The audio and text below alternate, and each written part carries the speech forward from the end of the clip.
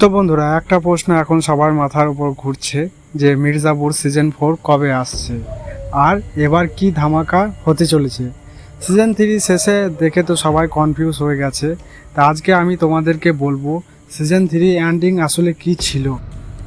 Season 4-এ সবচেয়ে বড় conflict হবে গুড্ডু ভার্সেস সারাত ভার্সেস কালিন ভাইয়া। তিনজনেরই পাওয়ার গেম একসাথে চলবে। গুড্ডে এখন মির্জাপুর কন্ট্রোল হাতে নিতে চায়, কিন্তু সারস শুক্লার মতন এত চালাক প্রতিদ্বন্দ্বীদের সাথে তার যুদ্ধ একবারই সহজ হবে না।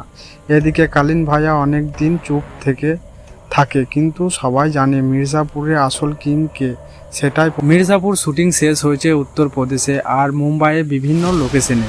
এবার বাজেটও অনেক বেশি, তাই অ্যাকশন সিনগুলি আলাদাই লেভেলে হবে।